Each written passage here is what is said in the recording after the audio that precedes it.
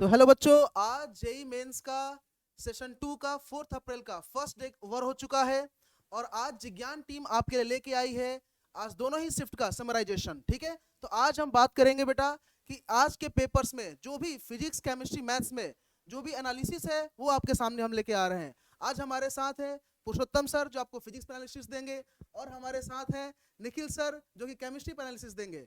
तो सबसे पहले मैं कंचन प्रसाद मैथ्स के बारे में एनालिसिस दूंगा आपको कि आज सेशन 2 के शिफ्ट 1 और शिफ्ट 2 में किस किस टाइप के क्वेश्चंस आए थे, वो लेंदी थे, मॉडरेट थे या टफर साइड में थे। ठीक है, और कैलकुलेटिव पोर्शंस थे या क्या थे, उसके बारे में हम थोड़ा सा डिस्कशन करेंगे। तो चलिए सबसे पहले आज सर हम मैथ्स की बात करते हैं, उसके बाद फिर फिजिक्स और केमिस्ट्री की बात करते हैं। ठीक है, तो चलिए सर, तो आज बच्चे बात करते हैं मैथ्स के बारे में। तो आज सेशन 2 के जो 4 अप्रैल का फर्स्ट शिफ्ट था उसमें कुल मिलाकर के बहुत सारे क्वेश्चंस अगर हम देखा जाए तो कैलकुलस और अलजेब्रा से ज्यादा आए थे और हमने आज इसी को लेकर के बच्चों से रिव्यू भी लिया।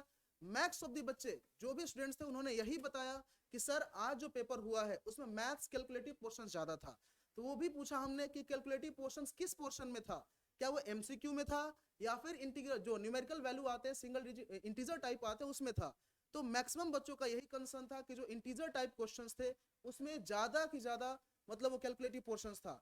अच्छा, ऐसा नहीं था कि अगर आप थोड़ा सा ज्यादा समय देते 1 आवर 20 मिनट्स के अप्रॉक्स तो वो क्वेश्चंस आपसे सॉल्व हो सकते थे, लेकिन फिर भी उसमें से 2-4 क्वेश्चंस एकदम डायरेक्ट क्वेश्चंस पूछे गए हैं।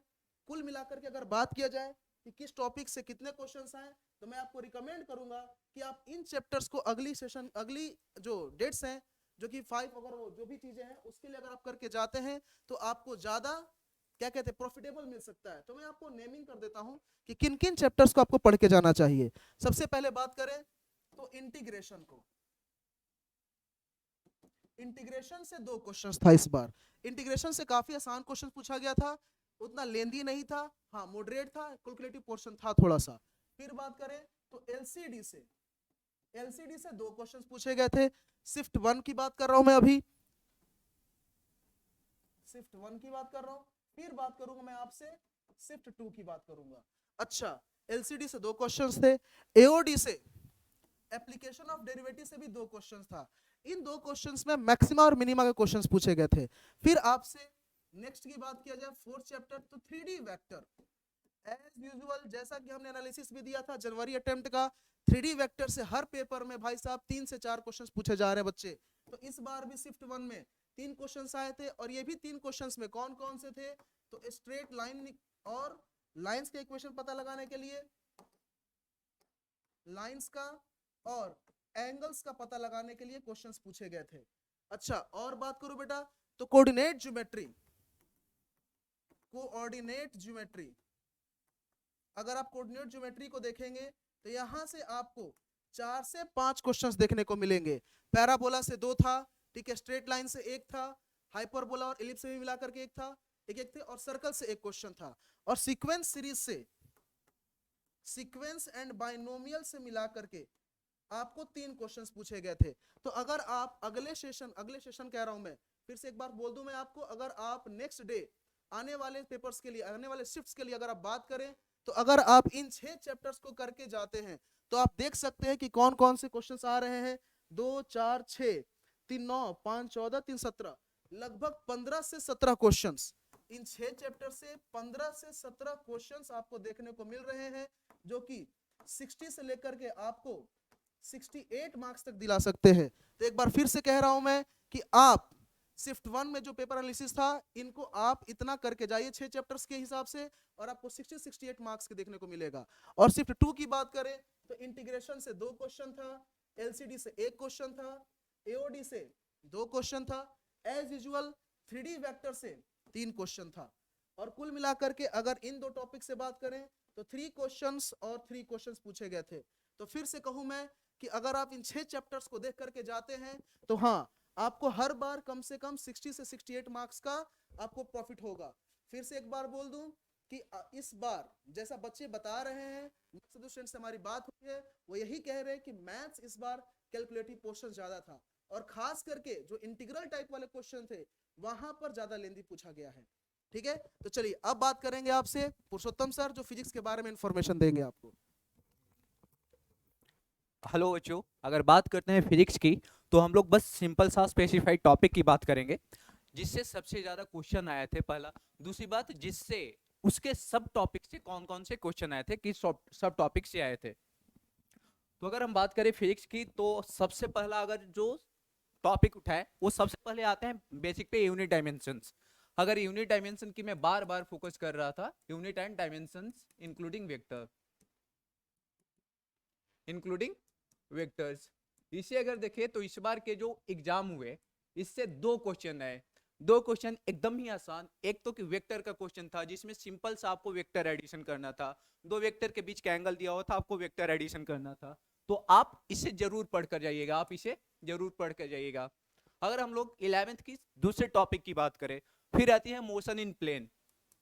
फिर क्या आती है? Motion in plane. Motion in plane plus circular motion. इसे इतना आसान सा क्वेश्चन आया, लाइक आपके पास एक्स कंपोनेंट दिया हुआ है, वाई कंपोनेंट दिया हुआ है विथ रिलेशन ऑफ टाइम, मतलब टाइम के साथ एक्स कंपोनेंट दिया हुआ है, वाई कंपोनेंट दिया हुआ है, आपको फाइंड आउट करना है वेलोसिटी। सिंपल से आपको इंटीग्रेट कर डिफरेंशिएट करके वेलोसिटी फाइंड आउट करना था। तो आप इसे तो जरूर ही पढ़ के जाइएगा अगले आने वाले एग्जाम में। अगर तीसरी की बात करें, फिर आते हैं हम लोग केटीजी थर्मोडायनेमिक्स कैलोरीमेट्री पे। केटीजी थर्मोडायनेमिक्स कैलोरीमेट्री से दो क्वेश्चन आते हैं, दोनों ही आसान क्वेश्चन थे, दो के दोनों आसान क्वेश्चन थे। अगर आपसे थर्मोडायनेमिक्स नहीं बन रही है कोई बात नहीं, आप कैलोरीमेट्री पढ़ के जाओ, स्पेसिफिकली कैलोरीमेट्री पढ़ के जाओ, उससे एक क्वेश्चन आएंगे ही आएंगे। तो स्पेसिफिकली अगर कैलोरीमेट्री थर्मोडायनेमिक्स की बात करें, लाइक केटीजी और कैलोरीमेट्री तक ही रहे हम लोग,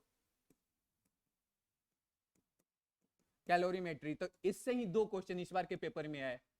अगर अब हम लोग स्विच करते हैं ट्वेल्थ, अगर ट्वेल्थ स्विच करें तो सबसे पहले जो टॉपिक आती है इलेक्ट्रोस्टैटिक। इलेक्ट्रोस्टैटिक में देखें तो आपको सारा का सारा बिल्कुल नहीं पढ़ना है, आप सिंपल से पढ़ के जाओ गॉस लॉ, उससे कैसे इलेक्ट्रिक फील्ड फाइंड आउट करते हैं।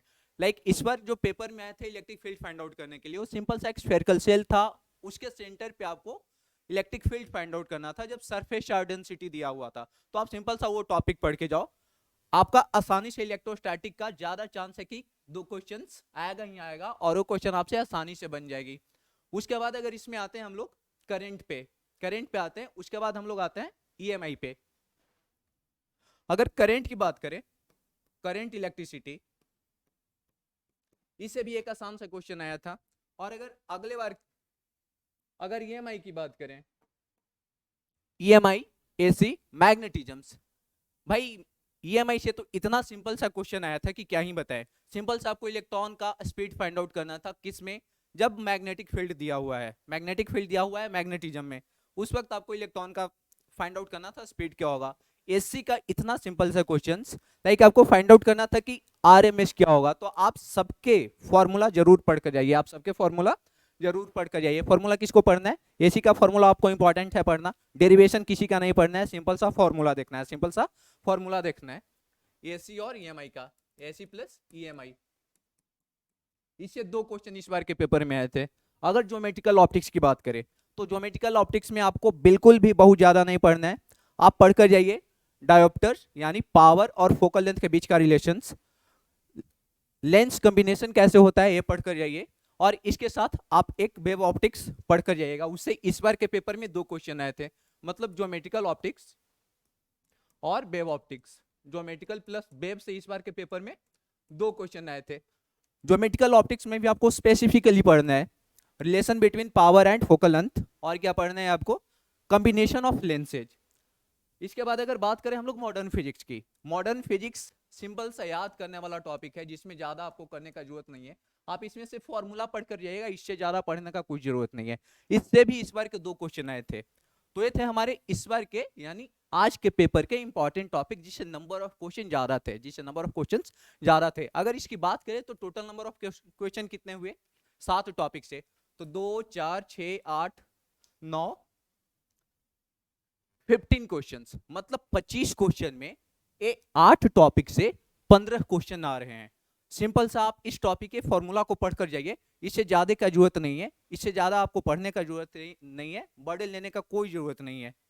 अब आपके साथ केमिस्ट्री वाले सर तो बच्चों हम लोग ऑलरेडी फिजिक्स और मैथ्स के एनालिसिस कर चुके हैं, अब हम लोग केमिस्ट्री के एनालिसिस करेंगे, ठीक है। क्या क्या क्वेश्चन इंपॉर्टेंट है और क्या क्या अब आपको पढ़ के जाना है, बहुत ज्यादा तुम पढ़ भी नहीं पाओगे, तो सिर्फ कुछ इंपॉर्टेंट चीजें जो है चैप्टर जो तुम्हारे काम के वो सिर्फ जो देखने हैं वही हम लोग अब डिस्कस करेंगे। तो सबसे पहले मैं एक बार फिजिकल केमिस्ट्री के जो इंपॉर्टेंट टॉपिक रहे हैं फेज 2 वाले एग्जाम के, तो फिजिकल केमिस्ट्री के मैं तुम्हें बता देता हूँ किस पर तुम्हें फोकस करना है। तो सबसे पहला जो टॉपिक इंपॉर्टेंट रहा that is mole concept, physical chemistry की जान मोल कॉन्सेप्ट। यहाँ से तुम्हें 2 क्वेश्चन डेफिनेटली देखने को मिलने वाले, चाहे इसका मॉर्निंग वाला पेपर आओ चाहे इवनिंग वाला पेपर आओ, दोनों से आपको 2 क्वेश्चन देखने को मिले। सेकेंड अगर मैं बात करूँ एटॉमिक स्ट्रक्चर, एटॉमिक स्ट्रक्चर से भी आपको 2 क्वेश्चन देखने को मिले। अब डी ब्रोगली, यहाँ से आप लोग क्या पढ़ोगे, देखो मोल कंसेप्ट से सिंपल क्वेश्चन भी है, स्टेटमेंट बेस्ड जो लॉज हम लोग स्टार्टिंग में पढ़ते हैं हम लोग उसे स्किप कर देते हैं, इस बार क्वेश्चन आ गया।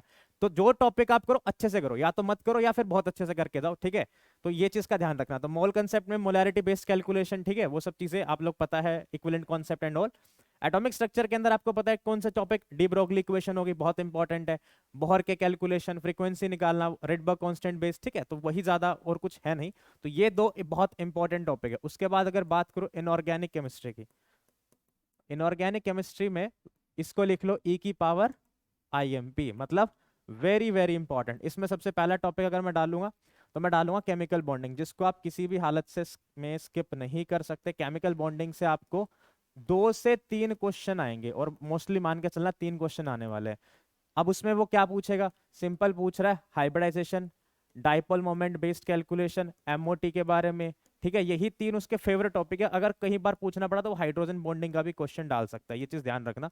तो जनरली वो हाइब्रिडाइजेशन डाइपोल मोमेंट का ही सवाल पूछ रहा है, ठीक है। अगर मैं इसके अगले वाले में बात करूं तो डी ब्लॉक, डी ब्लॉक से 2 क्वेश्चन डेफिनेटली। अब उसमें वो क्या पूछेगा, ऑक्सीडेशन स्टेट बेस्ड, या फिर तुमसे पूछेगा वो कंपाउंड की प्रॉपर्टीज, KMnO4 K2MnO4 की प्रॉपर्टी बेस्ड क्वेश्चन, ठीक है।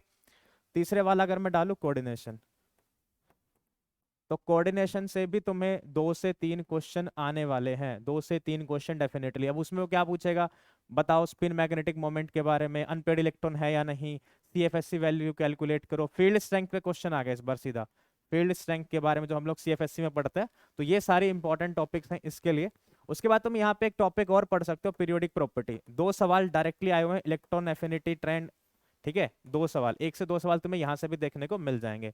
अब बात करूं मैं ऑर्गेनिक केमिस्ट्री के अंदर, तो ऑर्गेनिक केमिस्ट्री में जो इंपॉर्टेंट है देखो GOC प्लस नोमेनक्लेचर जो है, या बेसिक ऑर्गेनिक केमिस्ट्री, यहाँ से तुम्हें 2 से 3 क्वेश्चन देखने को मिलेंगे। पिछली बार भी नेम के ऊपर सवाल है, इस बार भी है, बेंजीन 1,2 डायोल का कॉमन नेम बताओ, पेपर में आ चुका है, जाके देख लेना। सिग्मा और पाई बॉन्ड कैलकुलेशन करवाई हुई है, देख लेना ये क्वेश्चन, ठीक है। तो इस तरह के एकदम बेसिक क्वेश्चन वो पूछेगा। और GOC से मोस्ट इंपॉर्टेंट क्या है, acidic strength, basic strength, aromaticity, इसको तुम किसी हालत में स्किप नहीं कर सकते। उसके बाद में सेकंड चीज जो ऑर्गेनिक में इंपॉर्टेंट है वो है biomolecules plus POC, biomolecules plus POC। मान के चलना 2 सवाल पक्का है। POC में सिर्फ 2 चीजें, detection of element, Lassaigne extract based question हर बार आता है, डिटेक्शन ऑफ एलिमेंट, और दूसरा क्या, सेपरेशन टेक्निक। 2 ही पेज का है और यहाँ से डेफिनेटली इस बार भी सवाल है क्रोमेटोग्राफी का, जाके देख लेना। क्रोमेटोग्राफी का बहुत ही सिंपल क्वेश्चन, बायोमोलिक्यूल में ग्लूकोज की रिएक्शंस और पेप्टाइड के बारे में, glucose reaction and about peptide, ठीक है। उसके बाद बात करें इंपॉर्टेंट रिएक्शंस की, तो जितनी नेम रिएक्शंस है तुम्हारी, देखो मोस्ट इंपॉर्टेंट क्या है मैं बता देता हूँ पहले। Clemmensen reduction, aldol, Cannizzaro, Stephens, Rosenmund, ठीक है, इसको तुम किसी हालत में स्किप नहीं कर सकते। जितने भी तुम्हारे पास रिडक्शन या ऑक्सीडेशन है, डिहाइड्रोहैलोजिनेशन, पहली शिफ्ट में या दूसरी शिफ्ट में क्वेश्चन है, E2 मैकेनिज्म हर बार आएगा, आगे भी आएगा। Addition reaction, electrophilic addition, Br2CCl4, ठीक है, ये पहली शिफ्ट में दूसरी शिफ्ट में। तो ये जो इंपॉर्टेंट रिएक्शन है इसको तुम किसी भी हालत में स्किप नहीं कर सकते। इन सब चैप्टर को एक बार देख लो, स्क्रीनशॉट ले लो। और डिटेल एनालिसिस हमने पहले ही कर रखा है, जो हमारा फेज 1 JEE मेंस का था उसमें डिटेल एनालिसिस हमने कर रखा है। उसी पे ही अगर तुम देखो सेम क्वेश्चन दोबारा रिपीट हो रहा है। अगर आपने वो वीडियो देखा होगा तो आप बोलोगे सर ये तो सेम चीज बता रहे हो, इसमें कुछ नया नहीं है। क्योंकि भाई इस मेंस में भी यही आएगा, अगले कल वाले मेंस में भी आएगा, परसों में भी यही आएगा। तुम आके हमें बताओगे कि सर देखो जो आपने बताया था वही सेम चीज है। तो ये इंपॉर्टेंट टॉपिक अगर पढ़ जाओगे तो मैं लिख के दे सकता हूँ तुम्हारे हर सब्जेक्ट में, फिजिक्स केमिस्ट्री मैथ में +30 मार्क्स कहीं नहीं गए। You will score more than 60 marks in every, तो 200+ से ले जाओगे। इन टॉपिक्स को किसी भी हालत में मिस नहीं करना है। और ऐसी और इंटरेस्टिंग इन्फॉर्मेशन के लिए विज्ञान के ऑफिशियल यूट्यूब चैनल को सब्सक्राइब करें। Thank you.